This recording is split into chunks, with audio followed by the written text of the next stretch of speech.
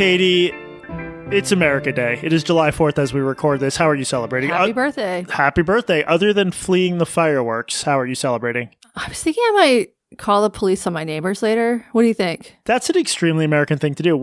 Call the police on what basis? Fireworks. Oh, for the fireworks. It's not illegal, but it is annoying.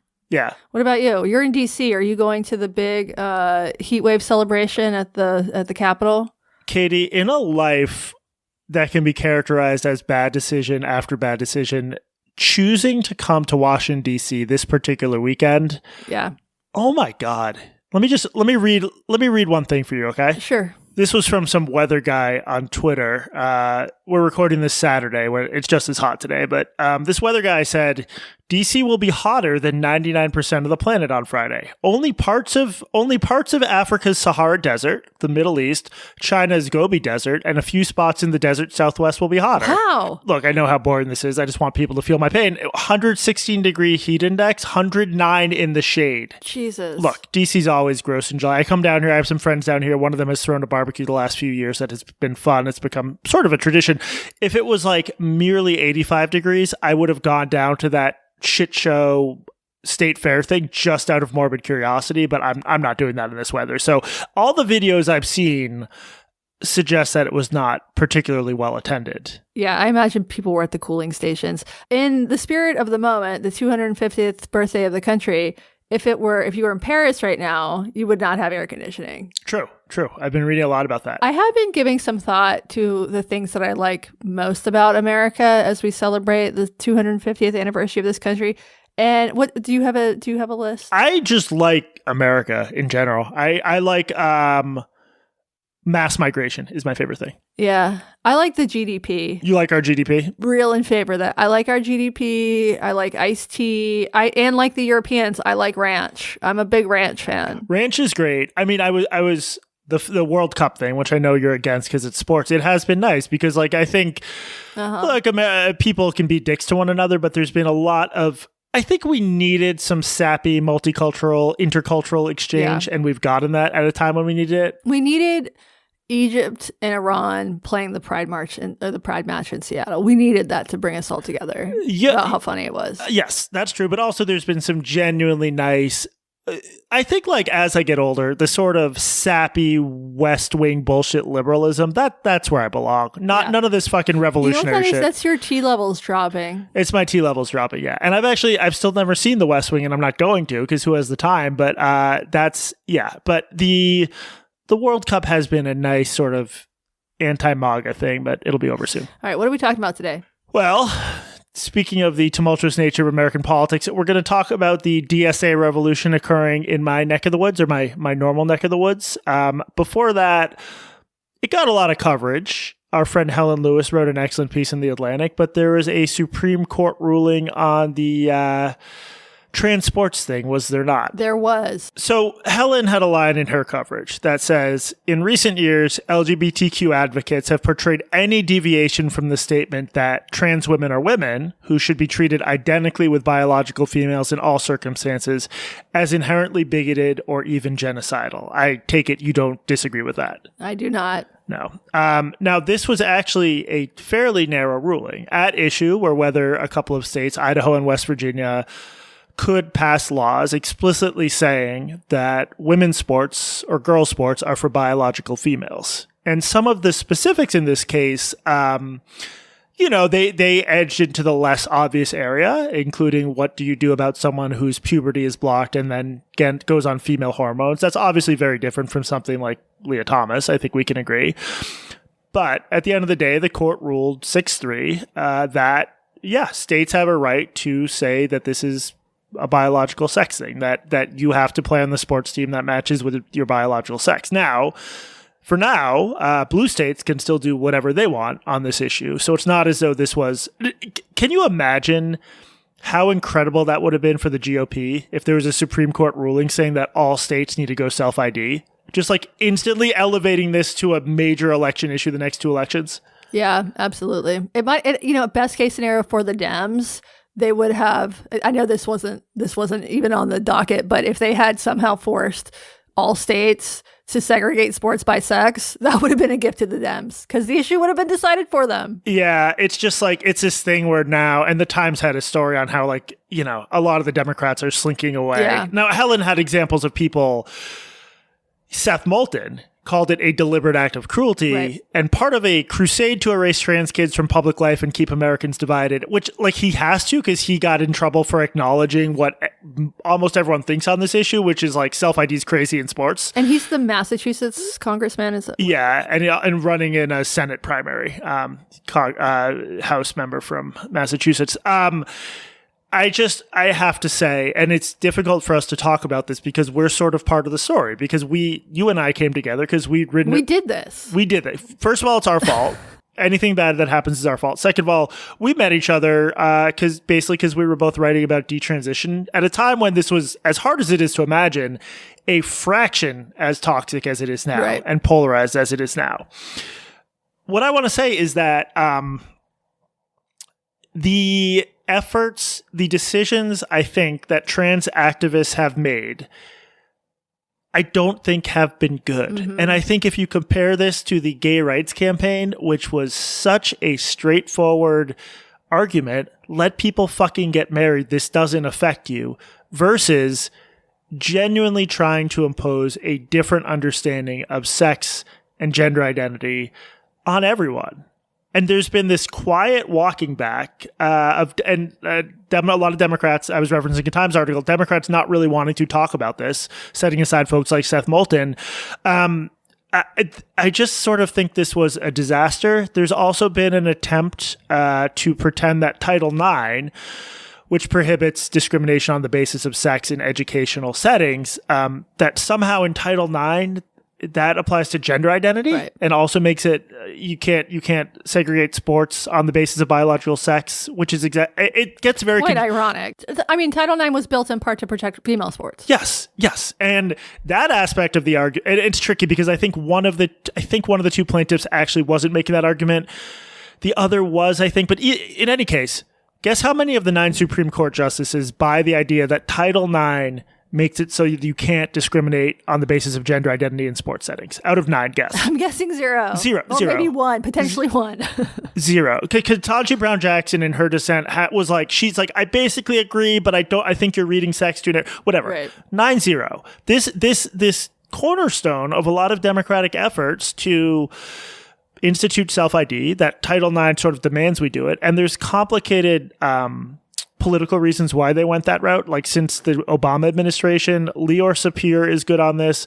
Sociologist Rogers Brubaker is good on this. It gets very complicated. They might have chosen this route out of a lack of other options, but it's been a failure. Basically, everything these trans rights groups have tried to do has failed when it's, as Helen puts it, made contact with the American public. So, I mean, we should acknowledge we're being biased here because the trans activists we're talking about really dislike us. And a small number of them, I think it's fair to say, have sort of tried to ruin our career. So it could be we're just beset by bias and can't look at this with clear eyes, right? Is that what's going on here, Katie? I suppose so, maybe, in theory. But I think that our views on this are squarely, or at least my views on this, you're, I think, a little bit more guarded about your personal feelings about this, just because you try to focus on the youth gender, like the medicine stuff, more than sports. I'm very willing to say that I think that this was the correct ruling. Well, no. Look, I genuinely am not a lawyer. It struck me as a totally reasonable reading of all the relevant laws. And it was interesting in reading Sotomayor's dissent, the amount of words she gives to feeling bad for one of the plaintiffs and talking about how important sports had been for her, which, like, that's not what's at issue here. And even the conservatives are able to say, like, look, this is tough, but they point out something that the vast majority of Americans have been able to understand, which is that if you give a slot to a trans girl, you're taking a slot most likely from another girl for whom sports could also be important. There's no perfect solution that includes everybody. No, there are trade-offs here. There are trade-offs to transitioning. There are going to be trade-offs here. I also think that, in blue states, if they want, in blue communities, deep blue communities, like, let's say San Francisco or whatever, if they want trans girls competing with girls, That's their prerogative. They can do it. I'm against that. I think sports should be segregated by sex, but this is their prerogative. For now, it's their prerogative. There is litigation making a Title IX case against those self-ID policies.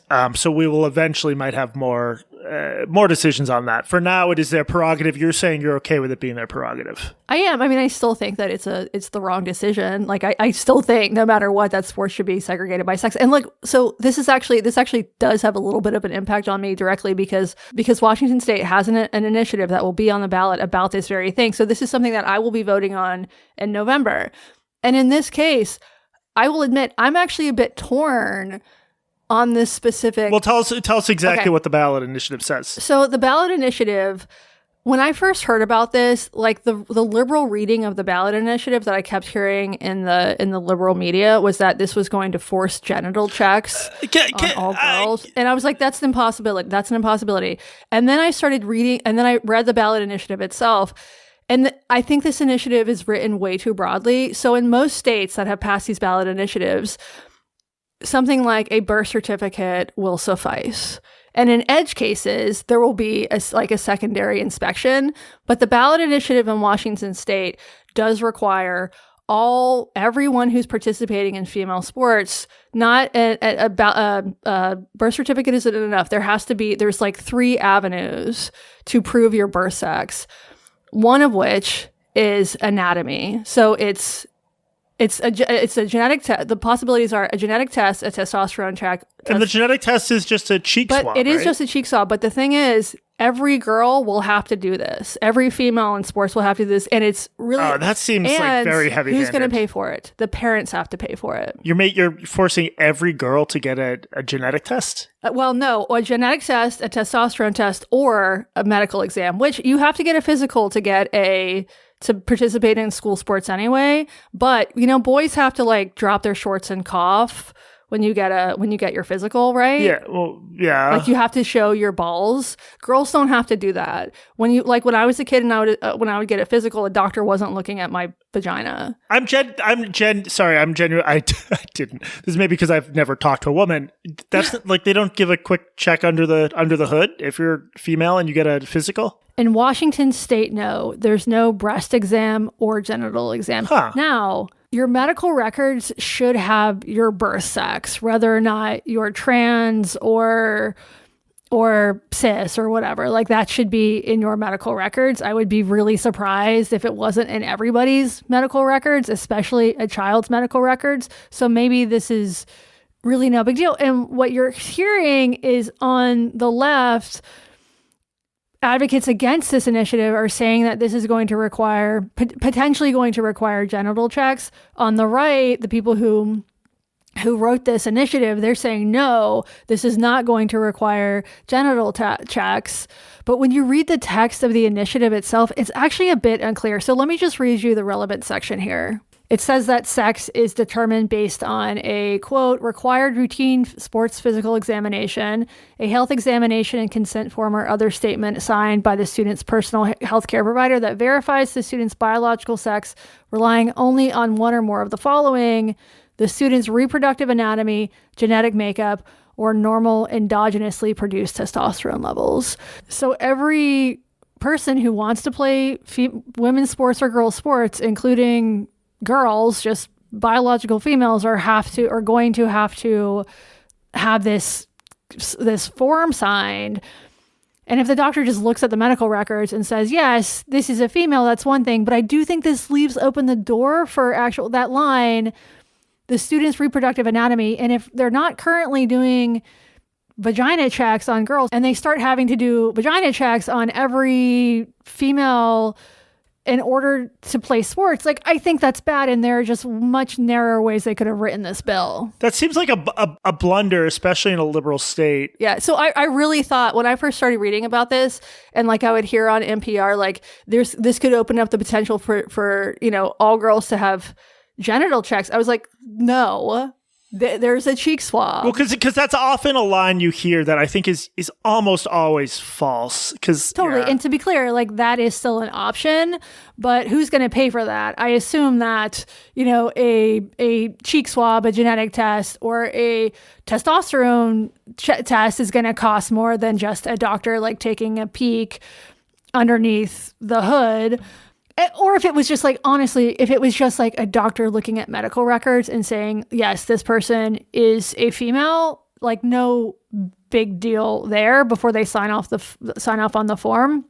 Although I do think making every girl do this rather than like just paying attention to edge cases is a bit onerous. But I think they should have narrowed this a bit. Other states have already enacted these bills. They could have taken guidance for what works and what doesn't. Like in Ohio, they passed a version of this sort of bill I believe in 2022. And the initial bill that was proposed in the House, that version it was like any student accused of being trans, there was going to be like an internal and external genitalia evaluation.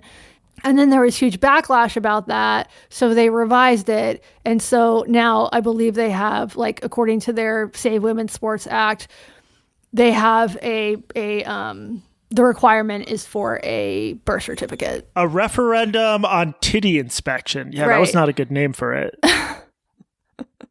No, so it wouldn't be titties because some boys have moves. No, under the hood, yeah. That's interesting. Yeah. Just line by item by item of everything on the sort of trans rights agenda, other than Bostock, which is ironic given the court. That was a very big victory for trans rights, albeit one that my understanding is like relies on the traditional understanding of sex. They are worse off than they were 10 years ago. Yes.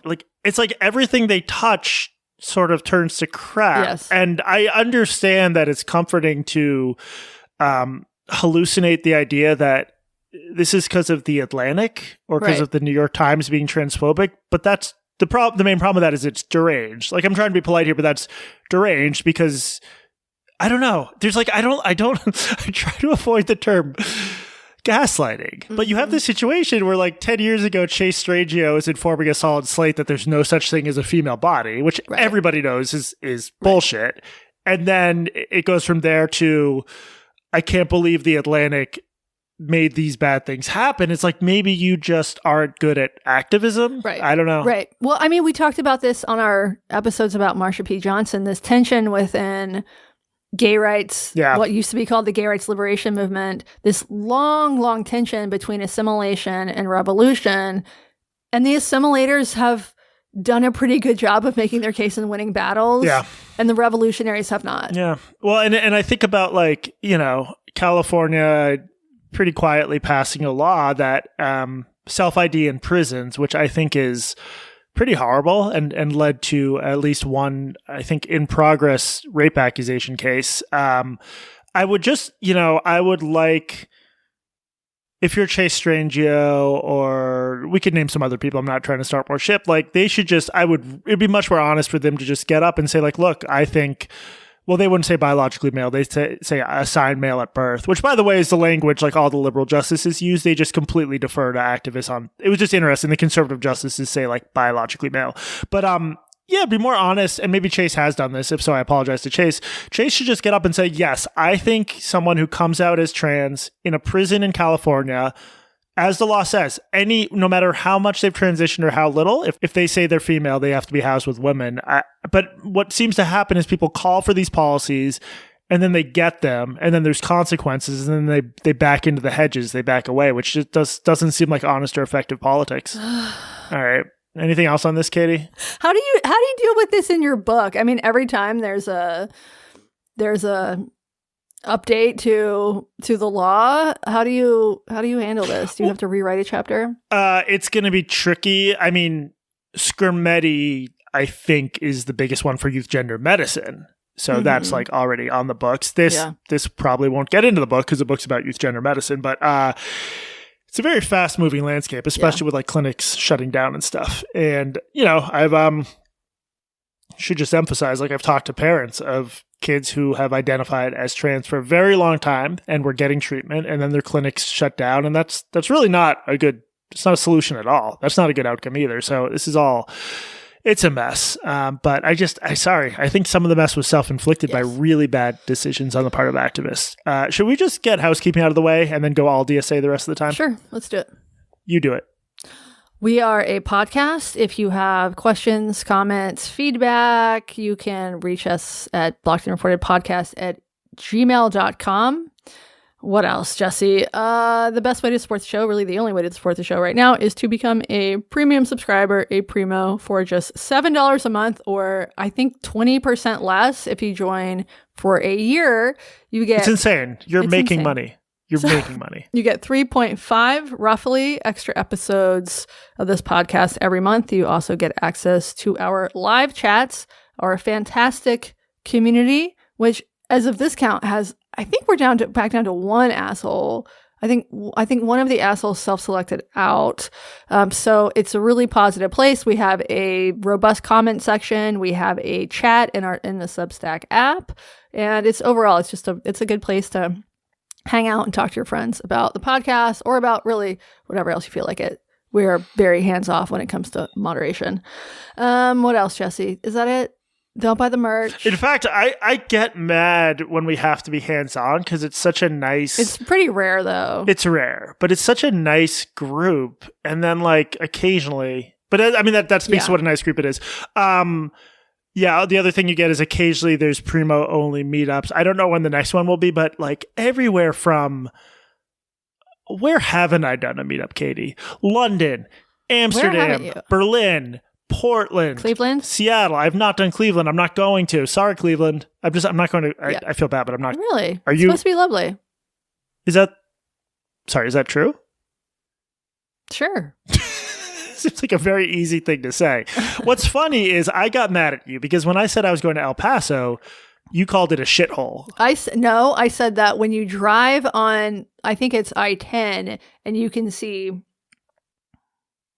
Mexico on one side, slums on one side, and then American sprawl on one side. Juarez isn't all slums. Juarez is like a major Mexican city. When you're driving on I-10, and this is what you see slums on one side, and then on the other side, you see Ross Dress for Less, a TJ Maxx, another Ross Dress for Less, a third Ross Dress for Less. That is a shithole. You're just biased because you live in an unusual part of the country without strip malls. Strip malls are part of this great American experiment, as we know from all these soccer tourists who come here and are Buc-ee's. Yeah. Yeah, I want my country to become part of the U.S. for Buc-ee's. Anyway, get back to El Paso.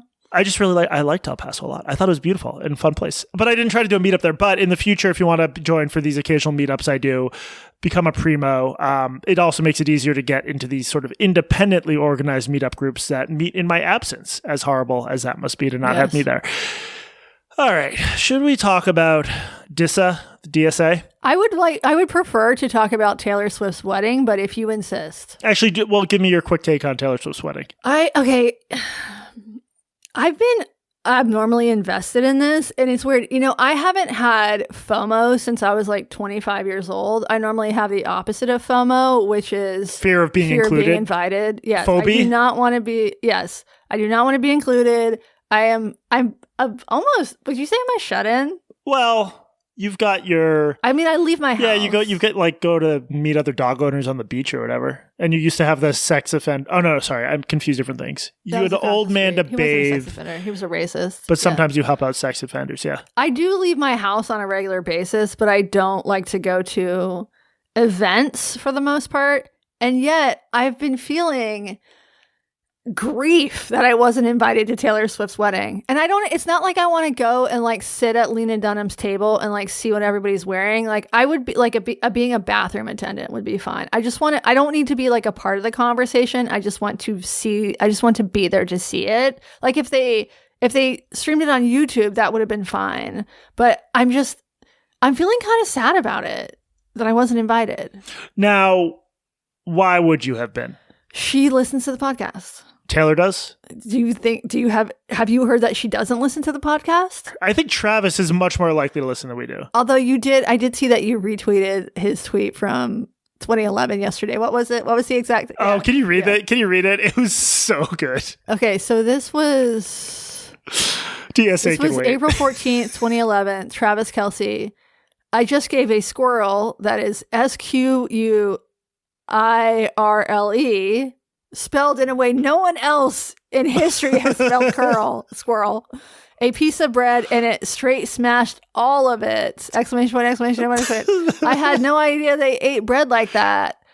Haha, hashtag crazy. I think the reason that really got me is because like I spent a chunk of my week arguing with just like horrible people on Twitter about whatever USAID stuff. And then something as innocent as like, dude, I gave a squirrel a piece of bread and it smashed it. That was so cool. It's just pure innocence. I like it too because it makes it seem as though Taylor Swift is married someone who has special needs, which is it's a sweet story. It's not special needs. Who do you think that when they go out to dinner, who do you think pays? I would hope Taylor, but I also see Travis being like a fairly traditional gentleman. Probably him. When they see a squirrel, who pulls out a piece of bread to feed it? You know what? I bet that she keeps bread in her purse for him, but he carries the purse for her. Yeah, I can see that. All right, DSA? Yes. So we're going to talk about there was this wave of DSA or DSA adjacent candidates who won Democratic primaries recently. We're going to talk about what that means, what it doesn't mean, how you, Katie Herzog, feel about it. But there's a little bit of appetizer of pure BarPod online bullshit. So why don't we start with that? Yes, let's do it. Okay. So one of the races everyone was keeping an eye on was the race for New York's 10th district. This is a race between Dan Goldman, the incumbent, who has been critical of Israel, but not enough. He's pretty pro-Israel. And Brad Lander. Brad Lander is the background comptroller. He had run against Mamdani in the primary last year, lost to Mamdani, but then Mamdani, they're boys, and Mamdani supported him. So he's not DSA, but he's like DSA adjacent, and he's perhaps more importantly, Mamdani adjacent, given how powerful Mamdani is right now. So, recently, just before the Democratic primary, a coffee shop called Poetica posted something that got a lot of attention on social media. And if you look up where there are Poetica coffees in New York, you'll basically find them in some of the DSA-ist, is that a word? Should be. Parts of Manhattan and Brooklyn. So, Katie, please read this coverage via Fox News. Hey, Congressman Dan Goldman, we see that you stopped by our shop today for a coffee. Do you see how it doesn't taste like genocide juice? What does genocide juice taste like? Sorrow? Or are you still having a hard time telling the difference? The Post stated, referring to Goldman's support for Israel and accusations that the Jewish state has committed genocide against Palestinians during the war in Gaza. Quote, here at Poetica, we don't serve racists, fascists, homophobes, genocide enablers, or anyone in between, the Post continued. Too bad we didn't recognize you right away, or we would have turned you away. We issued you a refund. We don't need your money. It's probably coming from AIPAC anyways. Enjoy your loss on Tuesday. Don't ever come to Poetica.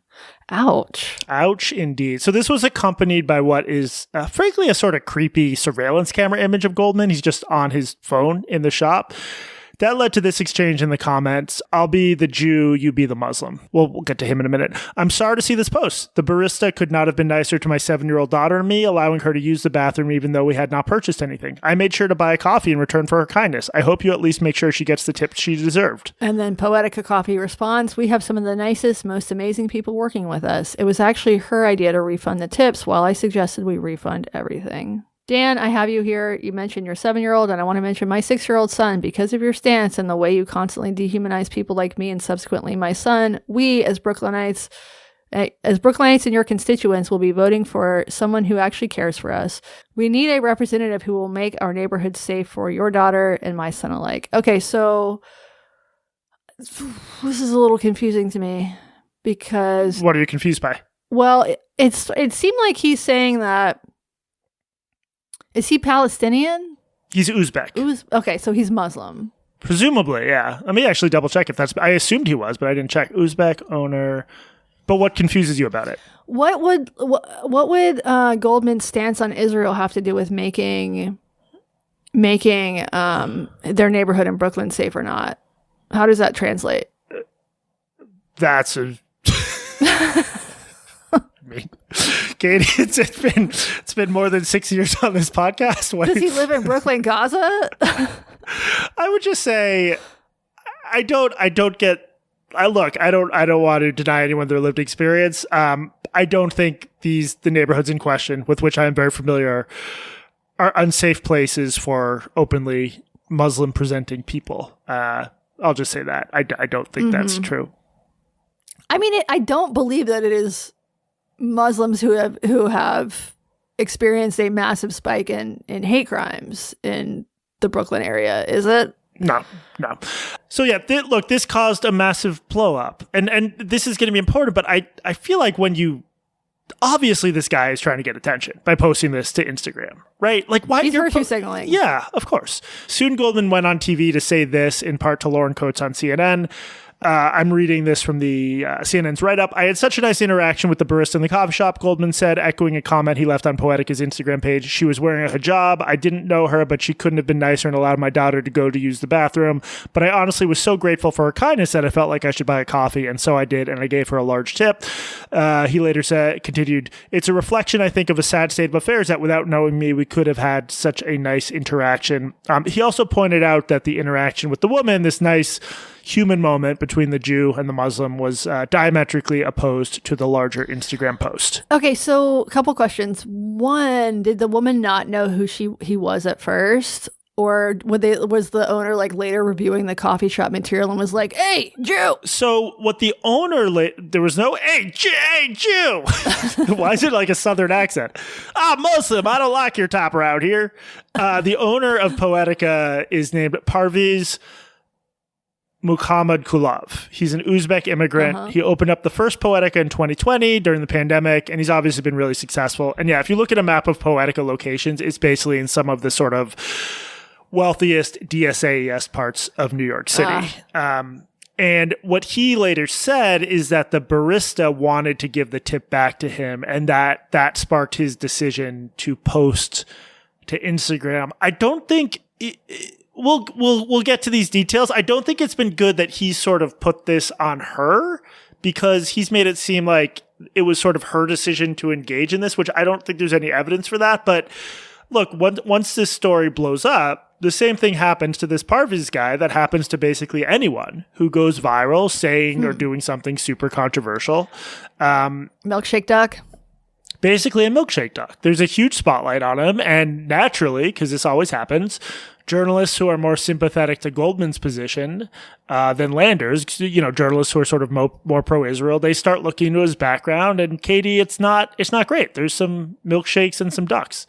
What did he do? So one of these journalists is John Levine.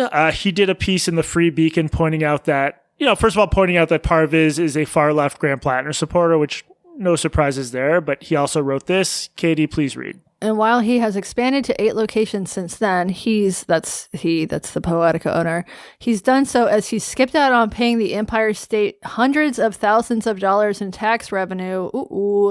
As of June 20th, 2026, Mokama Kolov and Poetica Coffee owe the state of New York $397,000, 168, mostly in unpaid sales tax, according to the New York Department of Taxation and Finance. All but one of Muhammad Kalov's 16 docketed warrants were incurred in 2025. Woo! So $400,000 in unpaid sales tax. That's bad. That's bad. Of all the taxes that you don't want to not pay, sales tax is a bad one. And coffee shops are like really thin margin businesses. So, I mean, who knows? Yeah. And I've been doing a lot of research on sales tax recently for unrelated reasons. And the thing about sales tax is if you're charging your customer sales tax but not remitting it, that's fraud. So this moves from civil to criminal pretty quickly. Yeah, it's not great. Levine also mentioned some like health inspector reports. I don't know if that's fair or not, just because I assume any restaurant or coffee shop in Brooklyn is just infested with rats. But Levine really went after him. But unless the $400,000 unpaid sales tax. Well, no, there weren't rats. There was other stuff. I'm just saying in general, New York is so disgusting that I don't think we should have health codes. I think if you move to New York, it should be like a libertarian, anything goes zone. If you you're choosing to live in a disgusting place, you can't expect that no cockroach has made love to your sandwich. You know what? It's probably ultimately good for your microbiome. Probably. A hardy people. Now, Okay, so that seems like a pretty fair hit. And that, again, that's what happens if you choose to make yourself the subject of a national story. In the meantime, things have really heated up in terms of the discourse over these coffee shops and this guy. And in my opinion, you can separate the blowback into sort of acceptable and unacceptable responses. So to me, some people protested outside Poetica saying that this wasn't cool what he did. This is fine, right? Fight speech with more speech? Sure. Yeah. I mean, if you don't want your place, like coffee shops, basically every coffee shop in every liberal city posts liberal imagery and no one protests it. In this case, the guy went a little further and like, if you don't want your coffee shop protested, you really can just not. You don't have to say stuff. You really don't. Right. And you don't have a right to say stuff and not have people protest it. Right. And then there should be a protest of the protest and then another protest of the protest of the protest. It's the turducken of protest. The turducken of protest. Less acceptable in my view. So this is via Fox News. Mark Traeger, the CEO of the Jewish Community Relations Council of New York, said the incident warrants a review under city and state human rights law. Quote, turning a cup of coffee into a Jewish identity litmus test is an affront to the law, our values, and every New Yorker who rejects discrimination, he wrote on X. If an identifiable Jewish customer walks into a coffee shop wearing a kippah or a Magen David, Star of David, are they expected to first disclose their views on Middle East policy before being served? This strikes me as very woke. Because you're saying, it's like, you would disagree with a specific trans person on a specific issue on Twitter, and somebody like, oh, you won't listen to trans people? This is sort of the same thing. Because this wasn't because he was Jewish, it was because he's a member of Congress. Am I missing something here? Well, what is his actual stance on Israel? He's a supporter of Israel. Like, he has criticized the government, but he's a supporter of Israel. Okay. He's not the kind of Democrat who seems likely to like go hard after Israel for what it's been doing. He's not going to use the G word. He's not going to use the G word, no. Okay, gotcha. No, in that case, I think you're right. It would be pretty easy to test this. Jesse Singal walks into the coffee shop wearing his yarmulke, sees what happens. Although they probably couldn't see it at the top of your head because you're so tall. Yeah.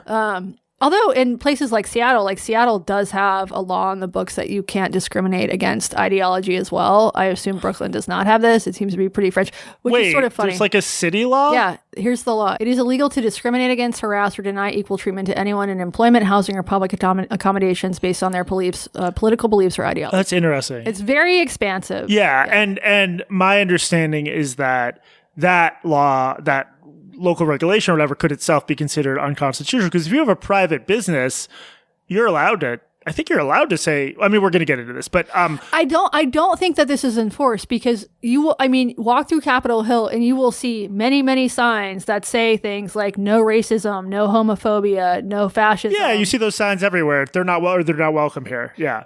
Technically that would be, I think, illegal under this law, but I think that law, if it was ever tested, yeah. Right. I don't think that this has been. I don't think that this is something that is enforced. I don't think that the cops are going out and telling people to take away their no homophobia signs because we don't discriminate against homophobes around here. Yeah, can I backtrack just on one Goldman thing, because he is he's pretty pro-Israel, but like this is a very lefty district, and as another thing we'll get to is just the dialogue on Israel in these districts has gotten pretty intense. So this is from AM New York, the local outlet, Democratic debate. What happened in Gaza was horrific, absolutely horrific, Goldman said. When pressed by moderator Dan Manarino on whether Israel's actions should be considered genocide, Goldman said the term requires evidence and is, quote, somewhat beside the point. Lander, that's Brad Lander, by contrast, cited genocide scholars and said never again must mean never again to anyone. So Goldman was, like, he said what happened in Gaza was horrific, absolutely horrific. So he's not exactly like super Zionist, Israel never does anything wrong, but he is fundamentally supportive of Israel and won't use the G word. And I think the G word is the linchpin of a lot of this. Like, I think God. Well, like the Scott Wiener thing's another example, because he sort of started closer to liberals. What that is. Well, yeah, Scott Wiener is state rep in California who's like sort of a conservative nightmare of a social justice advocate with power. He helped. You'd see him at the Folsom Street Fair wearing a harness and a puppy tail in his butthole. And he's like at least partially responsible for a law that means like if California, if you see what appears to be an underage prostitute on the streets, it's much harder to pick her up and try to get her out of there, because it's like the idea he's sort of been against the stigmatization of sex workers. So he's like sex workers. hookers, whores. No, you said sex workers. Text workers. He's super far left, but the stigmatization of tech workers. That is a problem. He's super far left, and he originally wouldn't call it a genocide, but then he did. But then there's this viral video of a trans march that he'd participated in without incident forever, because he's widely viewed as great on trans issues by Bay Area lefties, just getting hounded like crazy for not say it. It's very much like the people during BLM who were like, say Black Lives Matter, say Black Lives Matter. It was that, but it's say genocide. Yeah, and he has called it a genocide, but he it's also there's some NIMBY subplot here. The guy harassing him is apparently a big NIMBY, but this is a whole. Oh, he's good then. Right, you're pro NIMBY. The point is whether or not to remain, even have a chance of remaining in good graces in lefty circles, you have to call it a genocide. Now, yes, back to you have to use the word. Trans women are women. Black Lives Matter. Israel is a genocidal state. Say the word. It is sort of the new thing. Like if you go on Blue Sky, there's still obviously a lot of agitation over trans rights stuff, but you do see this being replaced by Israel as like the issue. Yes, and I assume we're going to get into how this is affecting the Democrats. Yes, we shall. Now, Goldman himself said in an interview that he, quote, certainly had no problem if Poetica was opposed to the Israeli government or had problems with his own actions. Quote, I do too, really, meaning Goldman has problems with the Israeli government. And I'm really, really upset and angered by what this Israeli government has been doing in many ways. And I voice that a lot. But to take our frustration or opposition to what another country's government is doing on American citizens who are only affiliated to that country based on religion is outright discrimination and prejudice. Yeah, but that didn't happen to Goldman. Well, because he's a congressman, you're saying? He's a member of Congress, and he has power to vote on things like how much to fund Israel. And that was what it was about. So look, I'm part of the reason I'm harping on this is Trump's Assistant Attorney General for Civil Rights, Harmeet Dillon, said the DOJ is now investigating Poetica because, as Fox News puts it, federal law prohibits public accommodations, including coffee shops, from discriminating against patrons based on race, religion, or national origin. There's not a discrimination case there. It would be one if a coffee shop literally asked every Jewish-looking person for their view on Israel before serving them and didn't ask that question to others, that's a discrimination case. This is so clearly, in my view, pegged to Goldman being a congressman. And once you realize if they're singling him out for being a congressman who holds views they don't like, whether or not they're accurate in their assessment, and that's not a civil rights case. You need to be allowed to deny service to a congressman you don't like, no? Yeah, they need to find a better example. They need to find just a regular Jew who's wearing a Star of David who was not served at this coffee shop. Then they'd have a better case. Although it's the Trump AG department, so. Well, that's what I'm saying.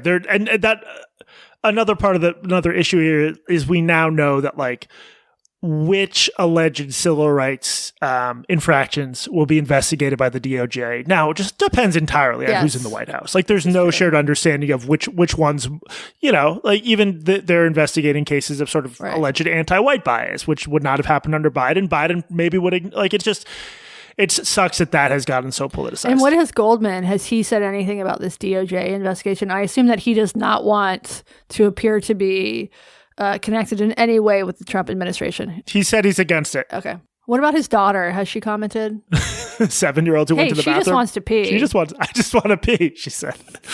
I don't see how Dan Goldman, who I keep putting as Goldberg in the notes. Now that is racist. Okay. Now, these things always escalate. Poetica has now received packets of white powder in the mail and a bunch of death threats. Flour?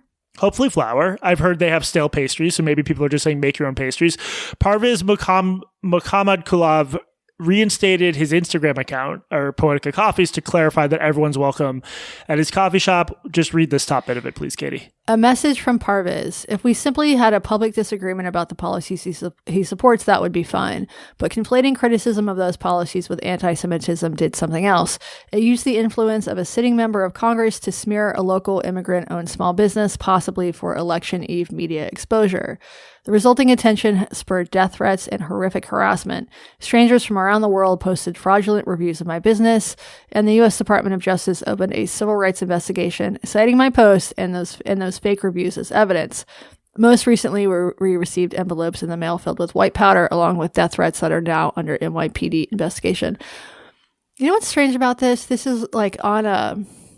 Do you think he typed this and then printed it out and then took a photo of it? Because No. Look at there's like folds in the... There's multiple folds. It's like tri-folded. Yeah. What the fuck, Parv? No, it's quad-folded. Yeah, it's quad-folded. This is really strange. But it's clearly not scanned because the lines are perfectly... Right. Can I make this about me for a minute? It's like a template. If you wanted to have like pass a note during class template, it's that. Yes, go ahead.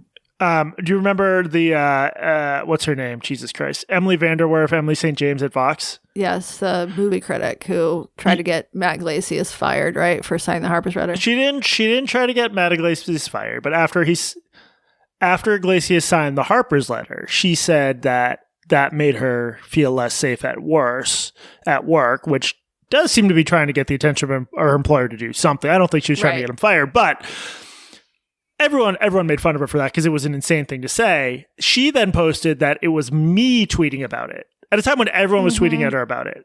I was the one who was causing her to be harassed. I sort of think this Parvis guy is pulling the same shit because he chose to chime in a ridiculous way, and Not now even chime in. He chose to brag about brag about yes. Dude, you were looking for attention. Right. You got it. I don't think Dan Goldman is the reason you're getting... No. Look, death threats and white powder, unless it's 00 pizza flour, is completely unacceptable. But that's not because of Dan Goldman. It's because you fucking chose to insert yourself in this. Right. And pay your taxes. Wait, and this is a DSA man who won't pay his taxes? Typical. I mean, there is something like... DSA, fuck the system. We need to make New York better, but I won't pay my tax. I mean, it's sort of insane. It's a meme. What would you do if someone refused to serve you? Well, I faced that dilemma, and I chose to let them off the hook. Remember the Portland thing? Oh, that's right. You wouldn't name the business, you puss. I wouldn't name the bar. That's right. There was a bar. It was a Chucky. We wanted to hold a meetup at a Chuck E. Cheese, and Chuck E. Cheese. That was because you're on a list. No, it was a guy who owns a number of bars in Portland, and he said he wasn't comfortable hosting a bar pod meetup, and I think, tried to get you to name and shame. And basically everyone I met in Portland wanted me to name and shame, but I said I prefer to feel superior to everyone morally, and I do. Tell me the name of the bar offline, and I'm going to send him some white powder, but it will be King Arthur. Joke's on you, because I don't remember. Wait, sorry to interrupt. That happened to us when we first started this show. Remember when we were going to do live shows in New York, I think, and someone reached out to us and was like, I'm interested in hosting, my venue is interested in hosting you. And then we wrote back and we're like, are you sure? Do you know anything about the podcast? And then this woman wrote back and she was like, never mind. We didn't name the place. I mean, it was like we did name when Dartmouth we did name Dartmouth when they had some bullshit about us doing a show there. Well, that was more they suddenly decided to close it up to only members of the community could come, and we were because of some sort of bullshit threat of protest anyway. Okay, well, Goldman must have had a pretty bad week because he lost the race, right? Goldman got destroyed by, I think, like 30 points. And yeah, by now people are probably familiar with the basics. But just to review, in these congressional Democratic primaries, the DSA wing racked up 3 impressive victories. Clara Valdez beat Antonio Reynoso in New York's 7th congressional district. Darializa Avila Chevalier, DAC, beat longtime incumbent and like real sort of progressive machine politics dude Adriano Espaillat in New York's 13th, and Brad Lander beat incumbent Dan Goldman, not beloved by Poetica Coffee, in New York's 10th. And all the winners were Mondami endorsed DSA candidates. Lander was not endorsed by DSA. He was just endorsed by Mamdani. The other 2 were endorsed by DSA, but what this really highlighted was just Mamdani's power, because the army of young people who campaigned for him and then got him into office in what was at the time a pretty shocking result, they're still out there and they're still involved in politics, and a Democratic primary or any primary is when the most engaged people can have the biggest impact. Yes, that is true. I mean, when you look at the turnout for these primaries, it's very low. Not abnormally low. It's always low, but it's kind of, would ranked choice fix this? The fact that the few people who show up in primary elections have outsized power? The percentage, these races, I had my researcher check, and it's like 7 to 10% of eligible Democratic voters in these districts voted. And it's just this weird combination of factors where a really small number of people can change the direction of the Democratic Party. Or the Republican Party. Right. Well, exactly. Like we saw with the Tea Party insurgency. But these are such blue districts and such safe districts that whoever wins the primary is going to win. And something similar just happened in Denver. Is that right? Or in Colorado? Or was it Denver or Colorado? Denver district in Colorado. But Malat Quiros beat Diane DeGette, a very long run. I'm probably mispronounced her last name, but she's a very long running member of Congress. She'd been serving Colorado's first district since 1997, which was before Quiros was even born. And I don't know much about the Denver races, but I know in New York, the biggest issue in these races is not local governance, it's Israel. That was what was interesting, like in the run up of it. Just so look, New York, huge, complicated, messy city with absolutely disastrous housing prices, and we're in a pretty low crime period now, but there's always just these running debates about crime, quality of life, and biggest of all, affordability.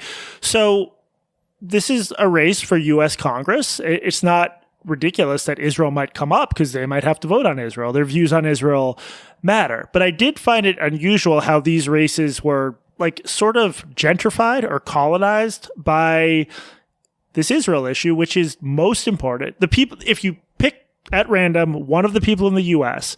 for whom Israel-Palestine is like one of their top issues, they're much more likely to be higher educated and relatively higher income, or maybe family wealth, because we talked about the distinction between those two last episodes. You've got the entire population of the U.S., and the two people that you pick out are Nick Fuentes and Hassan Piker. There you go. Both college boys. Yeah. So what I'm just saying is like the median, we have polling on this, like the median voter in these neighborhoods probably does not have Israel very high at the top of their list. Just two quick snippets of polling. They just read this from Data for Progress. This is a lefty polling outlet. They had this to say after they polled New York City Democratic primary voters in 2025. So this is already a very lefty group. Voters say the top issues in the 2025 New York City Democratic primary for mayor were affordable housing, 74%, and lowering costs, 64%, issues closely aligned with the focus of Mondami's campaign. For the 27% of voters who report that, quote, U.S. foreign policy and relations with Israel were an issue that played a role in their vote, over three-quarters think that the U.S. should reduce its support for Israel, 78%, rather than increase or maintain it, 21%.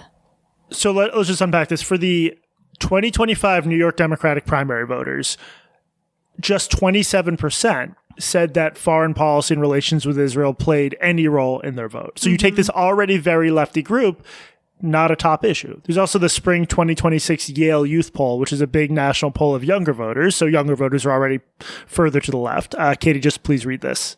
When presented with several pairs of issues from a list of 30, voters selected cost of living / affordability most often, 84%, is more important to their vote, followed by healthcare, 75%, democracy, 75%, and corruption, 72%. Voters aged 18 to 34 held the same four priorities with one additional one, housing. Voters care least about Israel and Palestine, 28%, Ukraine and Russia, 27%, China, 27%, artificial intelligence, 24%, acceptance of gay people, 22%, and acceptance of transgender people, 19%. Despite the prominence of those issues in the news, young voters 18 to 34 prioritize housing, K-12 education, higher education, abortion, climate change, acceptance of gay people, and acceptance of transgender people greater than 10 percentage points more often than the overall population. Okay, this is interesting because it appears from this polling that Israel is not important at all. And these are the first thing that we read. This was actually from Democratic primary voters in 2025 for the mayor's race. So how does that square?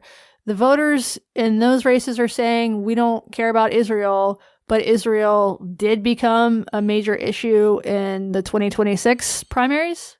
I think that the New York City Democratic primary for mayor showed up. Yes, it's just a much bigger, more attention-getting race than these safe blue districts where it's just been normal for like often one incumbent to just win over and over and over, partly because they're supported by this machine that the DSA is supposedly against. Right.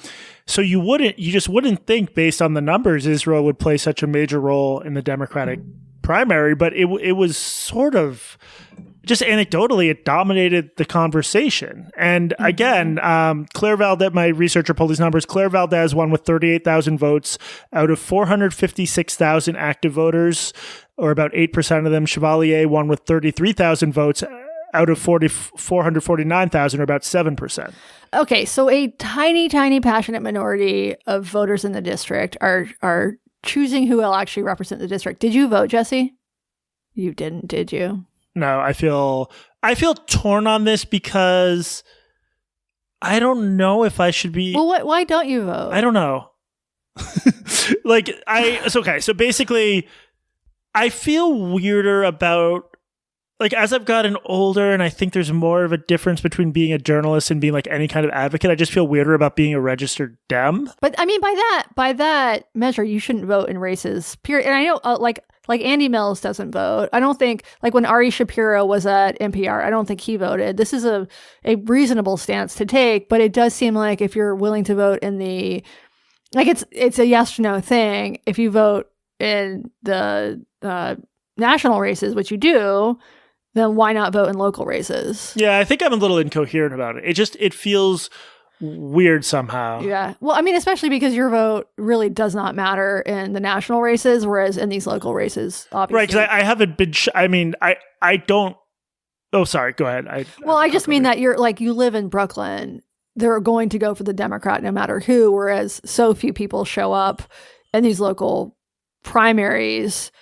Your vote has a bigger impact. Yeah, it's, I think I'm incoherent on it. I mean, first of all, I think the least interesting or useful thing a journalist or a commentator can do is like tell people who to vote for. And we've tended not to do this on the show while making clear our own stances. We did say like the idea, the most explicit we were was like Trump. Voting for Trump because you're anti-woke is just not a good idea for a million reasons. Or because of speech.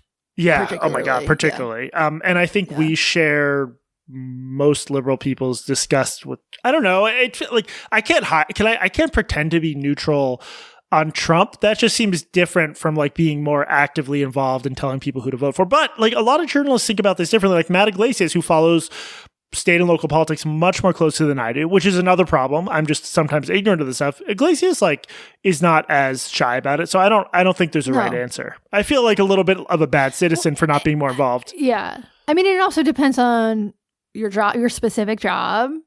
Matt Iglesias is an opinion writer. You're an opinion writer. I mean, you do also both reporting, but but if you were it's different to be like at this point, I'm actually sure that you wouldn't be able to write a piece for the New York Times, like science section, because you've written for opinion. So you are basically an opinion writer at this point. Yeah. But let's get back to the race. Okay, so who's the one who's really nutty? They're all a little bit nutty, but DAC Chevalier is like really. What's the full name? Darializa Avila Chevalier. Jeff Maurer has a good rundown. We'll link to of how crazy she is. The peak of her. I mean, a lot of it is bizarre far left social media posting, but it's not just that, because this subset called the New York Editorial Board, which is local journalists, including Ben Smith, talking to local candidates, they published an interview with her where they had the same conversation every prison abolitionist has at some point. That's what she is. What do you do about murder? What do you do about murder? Which is apparently a very naive and outdated question to ask, but she would not agree to imprisoning murderers. So that's, to me, I don't know. I find that disqualifying that you don't think murderers should be in prison. I agree.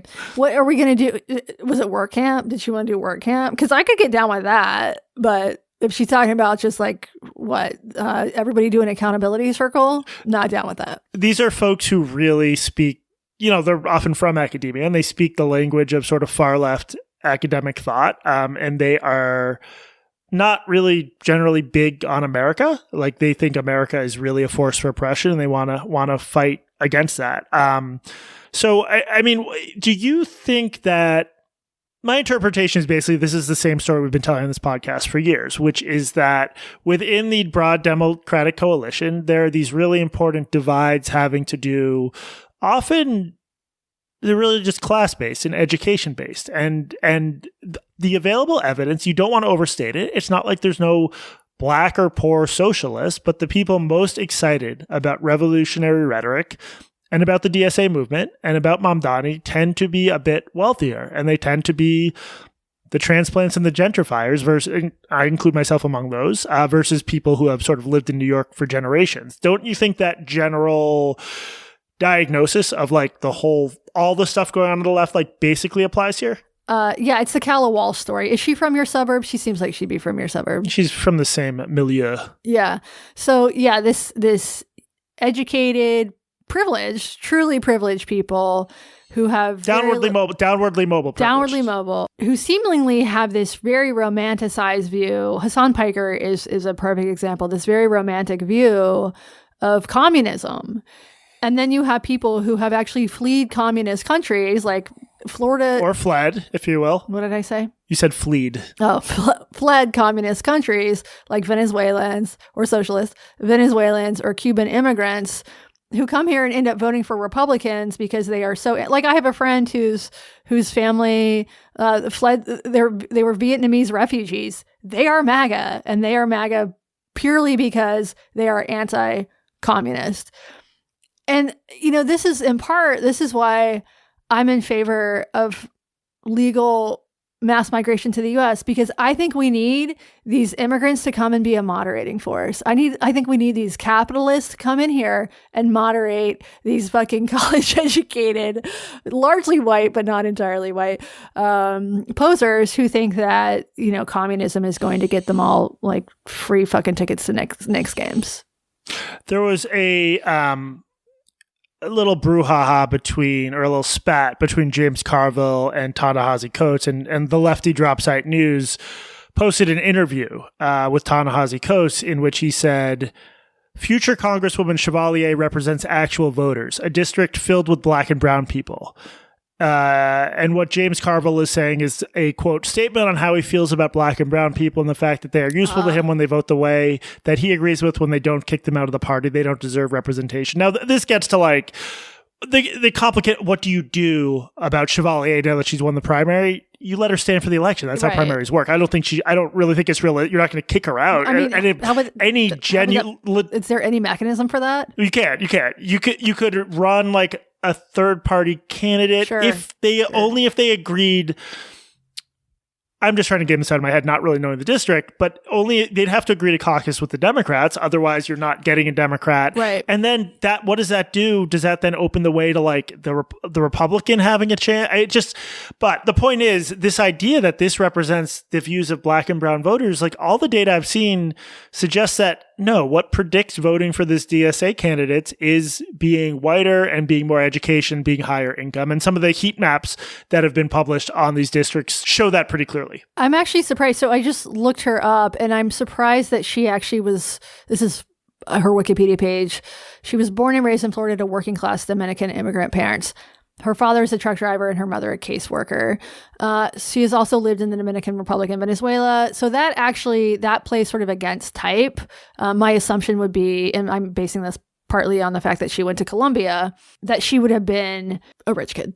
I mean, we talked about this with Plattner, where it's complicated. It's not like your income or wealth directly create what you think and how you talk. Part of it has to do with like where you hang out. But in her case, yeah, she appears to come from genuinely more working class backgrounds, but she talks the way PhD candidates in sociology talk, which is not the way most Americans think about politics.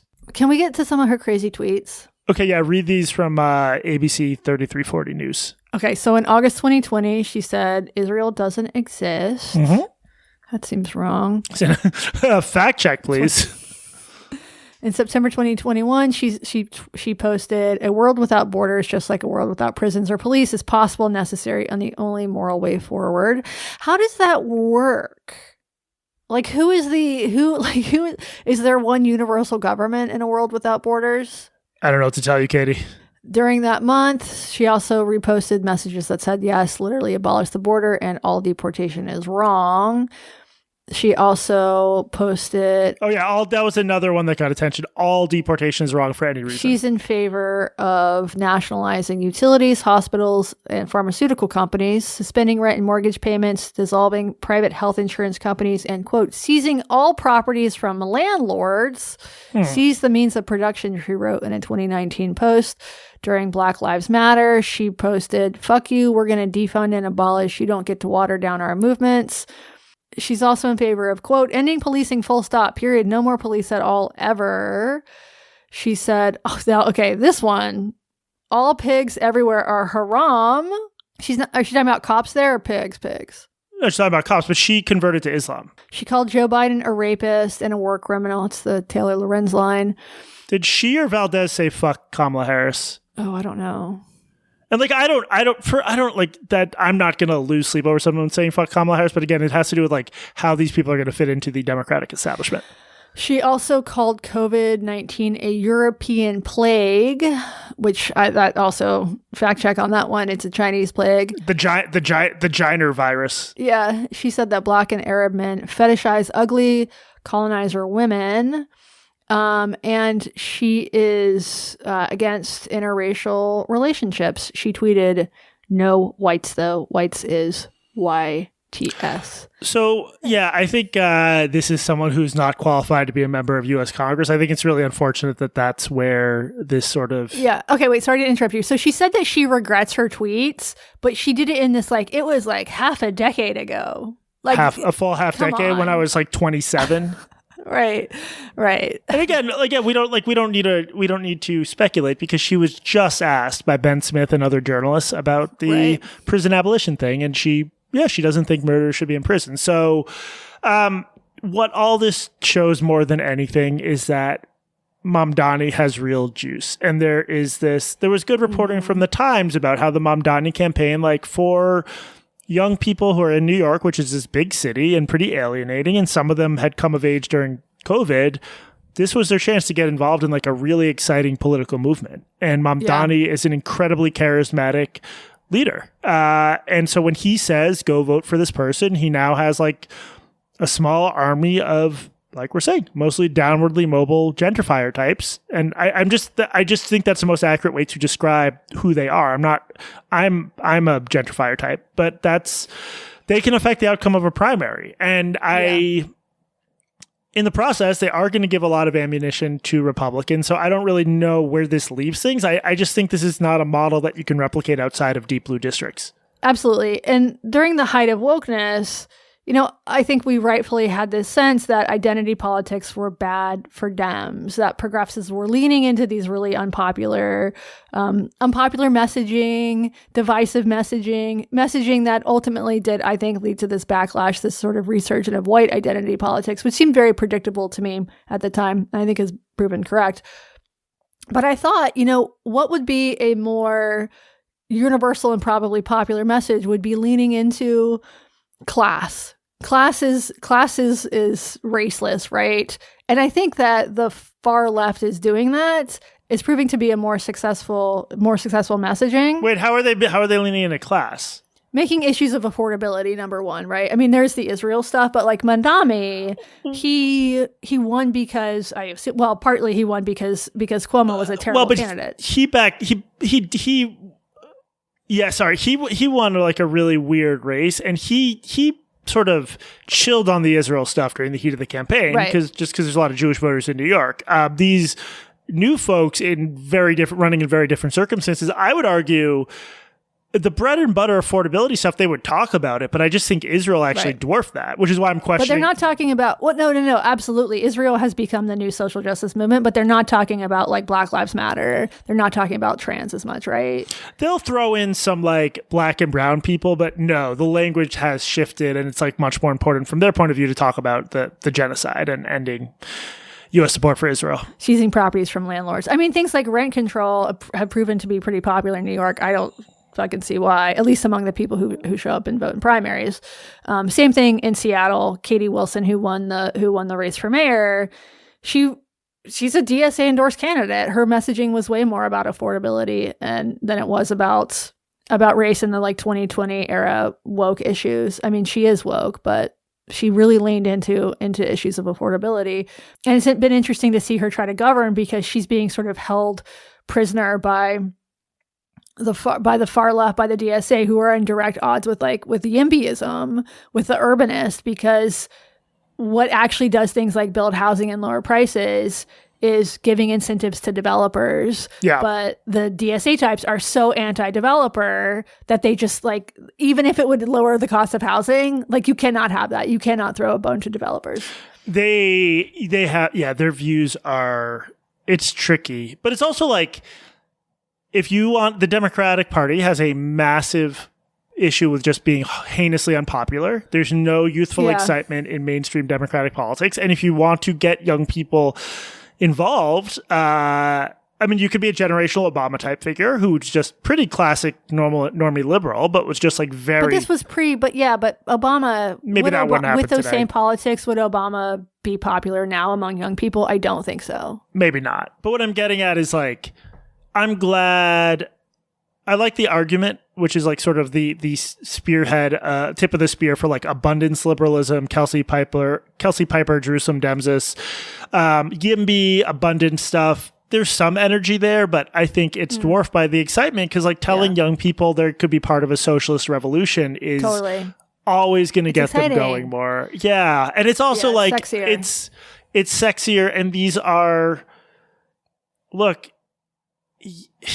I don't know. I don't think you choose to live where a lot of these people choose to live in New York unless you really like the products of capitalism. Yes. I'm sorry. There's a fundamental disconnect there. I'm not doing the thing where it's like, oh, if you're anti-capitalist, why do you have an iPhone? I think that's dumb. But like, you chose to live in one of the global epicenters of capitalism and where you can most benefit from all the different coffee shops, all the restaurants. There's just something there that I find strange. I don't think they understand what capitalism is. Well, that's the other thing is like the criticisms, but it's like sort of the same way. It's like if conservatives are screaming about the evils of socialized medicine while supporting the VA, that's sort of inconsistent. I often, when I hear people talk about capitalism, the critique will center on like humans are greedy sometimes. Right. Humans hoard resources sometimes, which is like, that's true, but that doesn't necessarily mean the solution is to throw out capitalism. Sure. I mean, Jeff Maurer wrote a good thing about capitalism's branding problem. Was that Jeff? Did you read that one? I didn't read it. I saw the headline. The argument is basically, and this has driven me crazy for forever, is people confuse capitalism with consumerism. Sure. Are communist and socialist societies known for not producing a lot of pollution? I don't think so. No. Yeah, it is. I really think that capitalism has a much like Israel is like in the midst of a PR crisis right now. And the people who are willing to come out and say, I'm a proud capitalist, are not going to be popular with the next generation. People like Jack Schlossberg, I don't think this is the reason he lost his race, but he was one of the few young candidates who I heard say I heard him say this on an interview with David Remnick with the New Yorker. And he's sort of like, David Remnick asked him, are you a capitalist? And he's sort of like, yes, I'm a capitalist. But he's speaking to his demographic as people who are old enough to have some like historical context. Well, no, I don't think it's. There's got to be a way. I'm not like waking up thrilled about capitalism per se. It's more that I think like this is probably. The alternatives are probably much worse, and I just think we should have more specific situations about what should be socialized. Things like education and medicine should be socialized to a degree. I disagree about education. You think we should just whatever you get the education you can pay for? No, but I don't think that private schools should be illegal. Like this is something that Hassan Piker and Gia Tolentino said in that New York Times interview. Like literally, she said Gia Tolentino said private schools should be illegal. Yeah, they all agree that private schools should be illegal. Yeah, this all gets really complicated. I think there's a reason everyone wants to live in but also like all the countries that have achieved like the best qualities of life in the world and often have more compressed wealth structures than we do and less inequality. Sweden's, Denmark's, Finland's, they're all capitalists too. I don't know what model they can point to, a real world model that hasn't ended in disaster. But let me just to briefly change the subject. read this top of this tweet from Mamdani, and then I want you to read one of the responses to it because I love how perfectly this sums up this shit. So he posted this today, July 4th. Today marks 250 years since a small group of newspaper editors, farmers, and soldiers signed a document declaring our nation's independence, a truth that feels self-evident now but was revolutionary then. Good tweet. No problem. Look at this response. I love this fucking response. It just sums it up so nicely. Oh, David Cleon. I fully get and respect that Zoran is trying to reclaim a usable American past, and I think this is a smart thing for the left to do in general. But the idea that the Declaration was signed by farmers and not managers of slave plantations crosses over into distortion for me. So you can't even just in one tweet just say America. Yeah. Say something nice about the founders, which, yes, they were slaveholders. This is not a new point, but you can't even just briefly not mention that without someone popping and saying, actually, like, So I don't think Dave Cleon is going to get us to the leftist revolution. Okay. I forget where we are. I think what you and I are both saying that everything should be privatized in all circumstances, right? Let me make one last point that I think is going to be, I don't know. This is just something I've been thinking about. So you just got to let me cook for a minute. Israel was a big issue here. I think a lot of these status quo defenses of Israel and our allyship with it just aren't really working anymore. I've been wanting to talk about this for a while just because I've noticed just this stuff going on in heterodox spaces I don't like. So on this show, we talk about internet bullshit. So we're much more likely to talk about like encampments on campuses or blowups involving coffee shops than the conflict itself. I think you and I both agree you and I should not really talk about the conflict itself. Is that safe to say?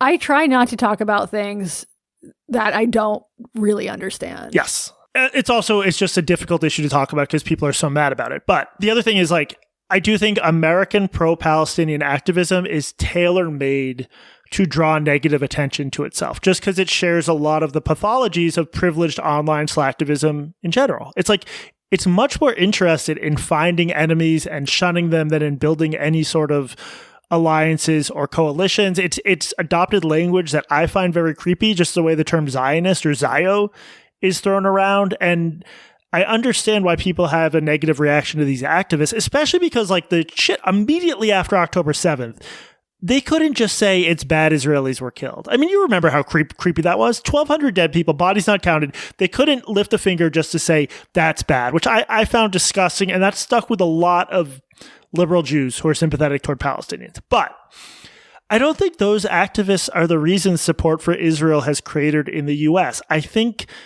Israel has killed tens of thousands of people, and I think people are aware of that. And I think constantly saying that this is anti-Semitism or that people are confused or bamboozled just hasn't worked. Almost in the same way, trans activists claiming that their negative results are a conspiracy of anti-Semitism, that hasn't worked either. So just read this from Gallup really quickly. From 2001 to 2025, Israelis consistently held double-digit leads in Americans' Middle East sympathies, with a gap averaging 43 points between 2001 and 2018. However, public opinion began narrowing in 2019, several years before the October 7, 2023 Hamas attack on Israel and subsequent war in Gaza. The cumulative effect of gradual changes in U.S. attitudes since then has led to the Israelis no longer being viewed more sympathetically. What happened in 2019? Yeah, it's curious. It started before then, but if you look at the graph, it like in 2023, it was still more than 50% of Americans said they sympathize more with the Israelis. After 2023 is when this has really cratered, and it's now down to 36% with 41%, saying they sympathize with the Palestinians more. And I don't love that framing. I think like I would hate to have to choose to sympathize with one or the other, but the Great Awakening started in like around 2014, according to Matt Iglesias. And that for a while, that didn't have any impact on overall views on Israel. I guess like Israel just wasn't in the news as much. But Katie, what has happened since October 7th, 2023? Well, I mean, if you're asking what has happened on the actual landmass itself, there's been a hugely destructive war and massive numbers of people displaced and large numbers of people killed. I think Mamdani and people in his orbit have accurately identified that there's a lot of moral outrage over this issue and it has to be channeled somewhere. And I don't think there's a lot of room in like normal mainstream liberal places for people to say, this is fucked up. In my experience, you will often find someone thinking you're deluded or that you're buying into anti-Semitic tropes. I'm including in this a lot of people I otherwise respect and think are just smart folks. I think on this issue, They just can't believe that people are genuinely outraged at the level of death and who genuinely don't think this level of death serves any meaningful purpose. So I'm not saying that like people are forced to become anti-Semitic, but do you remember there's this line that if you or I say, look, economically dispossessed people in the Midwest might choose Trump, not because they're racist, just because they feel like they've been a little bit left behind. You and I would accept that those people aren't necessarily racist, that like they made a different decision because of sort of feelings we can't quite understand, right? Sure.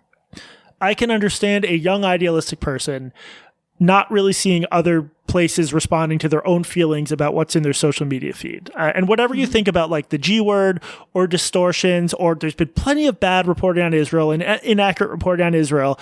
At the end of the day, you do have a large pile of bodies, including a lot of non-combatants, whatever the estimates are. So I don't know. I think it could just be that I was talking to this lefty I respect, Richard Yesselson, a real old school lefty. He thinks that like the DSA is pushing the Democrats in like a pretty radical direction, but they'll land somewhere in the middle between like somewhat knee-jerk support for Israel and not wanting Israel to exist. So maybe it'd land in a place where they're just more skeptical of it and don't sort of give it carte blanche to do whatever it does. You can see this also on the right. I mean, Israel is losing. Yes. Across the spectrum, Israel is alienating itself. And you can see this in the changing rhetoric from Donald Trump and J.D. Vance. And a lot of it is racist. That is true. There is so much anti-Semitism online right now from both the right and the left. Of course. Absolutely. And it's getting more and more overt. You're seeing it in people running for Congress right now. You're seeing it in Congress right now. It's truly disturbing.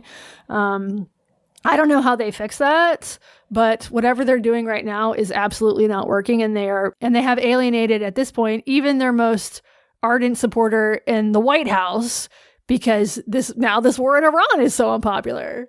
I think we just need to be able to hold multiple thoughts in our head at the same time. I don't know, like in the heterodox sphere, it's just folks who I respect who in other cases are very skeptical.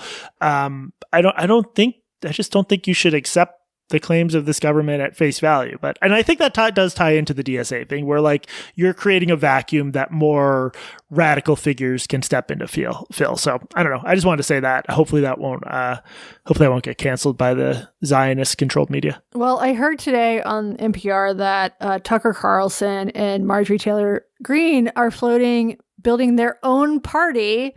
So maybe this will all, which would actually be the like best case scenario for Democrats, because now if we have the DSA versus the Dems, it's just going to fracture everything.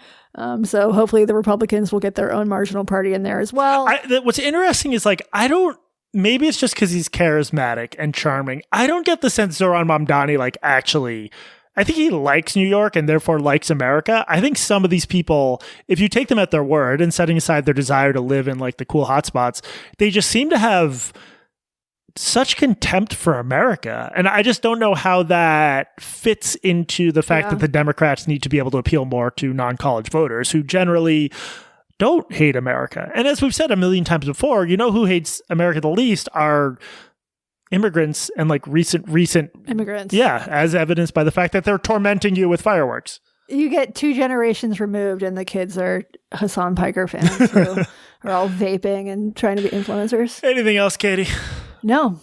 Happy birthday. Well, happy birthday to America. We've solved the issue. No, the DSA stuff's going to be really interesting. It would be very Democrats of the Democrats to like have this potential for an important wave election and for this to somehow fuck it up. I don't know if that'll happen. Like it's going to be like take a lot of weird triangulating to like figure out who to condemn and how much, but it's not great to have people like DAC in Congress, but we'll see. All right. Thanks, Jesse. This has been Blocked and Reported. As always, we are produced with help from Jessica the 80s baby. I think I just said Jethica. You did. Or Jessica. Maybe your lisp is contagious. You don't have a lisp. Thank you everyone for listening. Bye. Bye.